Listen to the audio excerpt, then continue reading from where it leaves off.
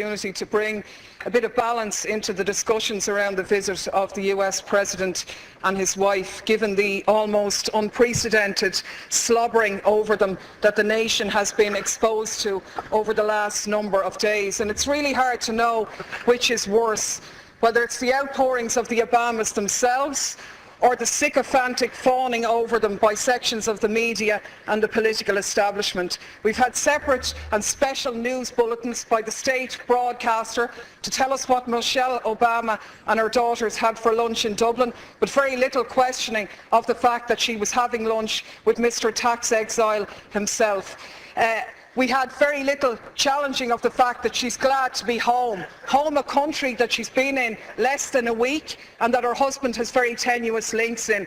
And of course, the biggest irony of all, the protestations of Obama himself in his speech to the children in Northern Ireland about peace, when he said, "Those who choose a path of peace, I promise you that the United States of America will support you every step of the way. We will be the wind at your back." Now I ask you, is this person going for the Hypocrite of the Century award? Because we have to call things by their right names. And the reality is that by any serious examination, this man is a war criminal. He has just announced his decision to supply arms to the Syrian opposition, including the jihadists, fueling the destabilisation of that region and continuing to undermine secularism and knock back conditions for women. This is the man who is in essence stalling the Geneva peace talks by trying to broker enhanced leverage for the Syrian opposition by giving them arms, and to hell with the thousands more who lose their lives, or the tens of thousands more who will be displaced as this war goes on. This is the man who has facilitated a 200% increase in the use of drones, which have killed thousands of people, including hundreds of children. And you, Taoiseach, you are the one who's turned a blind eye on these activities. You've talked about the G8 being an opportunity to showcase Ireland. But is it not a reality that you have showcased us as a nation of pimps, prostituting ourselves in return for a pat on the head? To be honest with you, we were really speculating this morning whether you were going to deck the cabinet out in leprechaun hats decorated with a bit of stars and stripes to really mark abject humiliation here. So my question to you, Taoiseach, is as follows. What steps are you going to take to follow in the correct statements and the correct decision of your colleague Taoiseach Eamon Gilmore, who voted against the lifting of the arms embargo in relation to Syria? What steps are you going to take to ensure that no weapons for Syria are going to go through Shannon in breach of our international laws on neutrality? What steps are you going to take to showcase this country not as a lapdog of US imperialism, but as an independent nation with an independent foreign policy which takes a lead in international diplomacy to outlaw the use of drones, the favourite method of extermination of your friend Mr. Obama? On the Taoiseach. Quiet, please. Well, let me confirm to you first of all that the President was not inquiring about your whereabouts or your well-being. I think your comments are disgraceful. I think they do down the pride of Irish people all over the world, who are more than happy to see this island be a host to the G8, the leaders of the most industrialised nations in the world.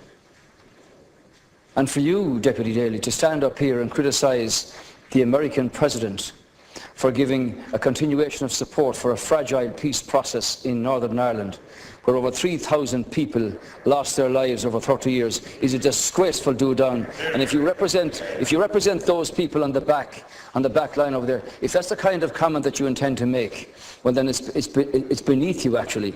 Even those of your predecessors in their brilliance never matched what you've just said here. Let me remind you that the communities in Northern Ireland and the politicians from administrations in this House here, of all governments, together with British governments and Northern Ireland politicians and Northern Ireland communities, have put together a very fragile peace.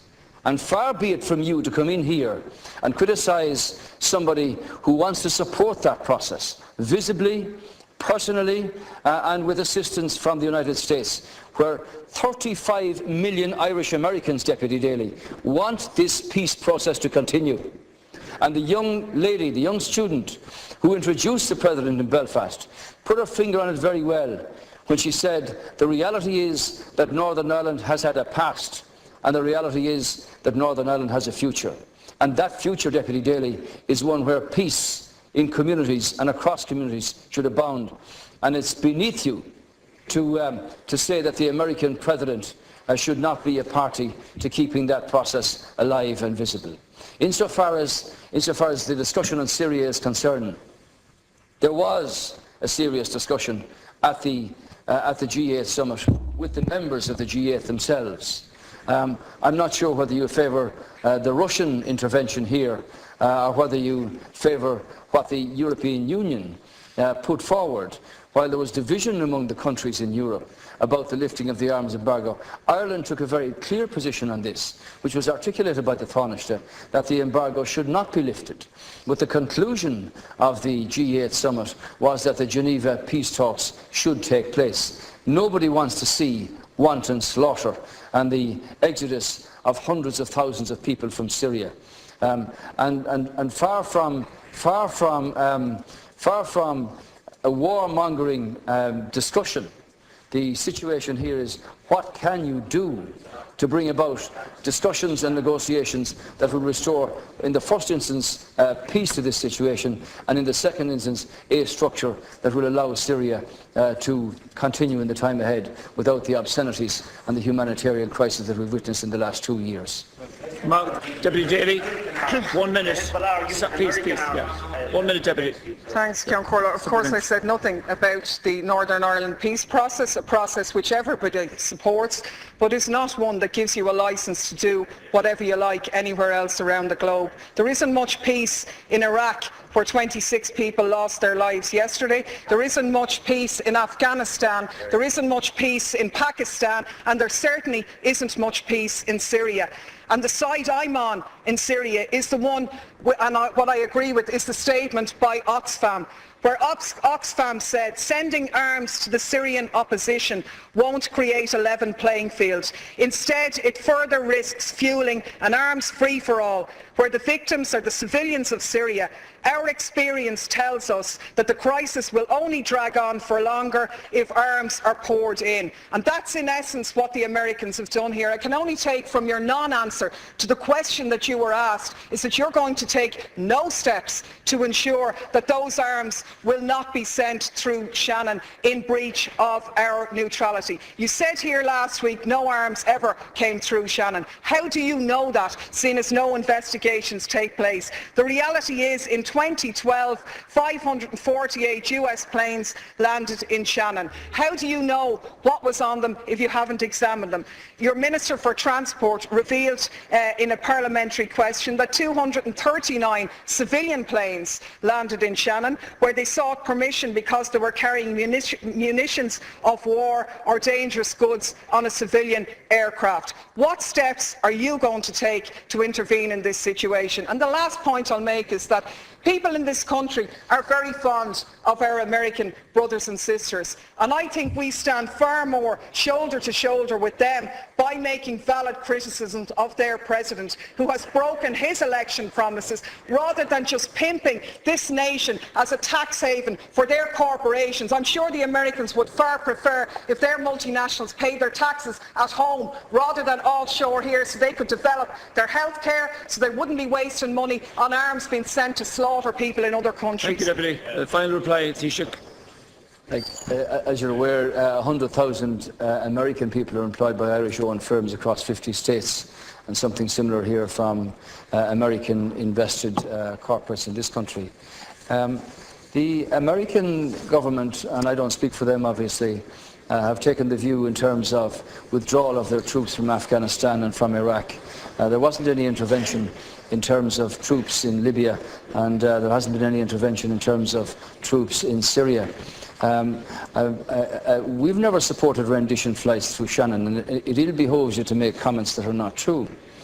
Now, I think out of the middle of all that rant, you seem to support the government position here, which was articulated by the Taoiseach at the Minister of Foreign Affairs, that this country did not support and does not support the lifting of the arms embargo in Syria, because clearly with a multi opposition, very diverse factions in that opposition, these are very vexed questions.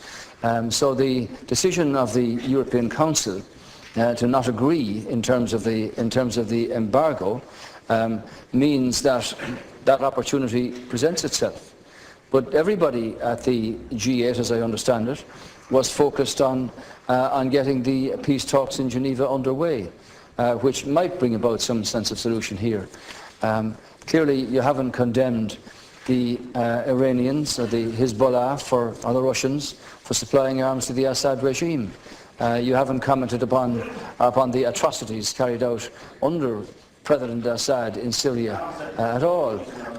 You seem to have a very biased view about the wanton slaughter of the Syrian people. And everybody on this side, insofar as we're party to the European Union, wants to see a structure that would bring about the removal of President Assad, but peace restored to that country and its troubled people, and the hundreds of thousands who have had to exit us across the border with nothing but their families and a few belongings with them. So, in that sense, Deputy Daly, I hope, and it's the hope of the government, that the peace talks in Geneva can actually take place and that something comes from them. And while I wasn't at the discussion about Syria at the G8, my understanding is that there was a very frank disclosure about the various views here, and that hopefully something beneficial will come from that.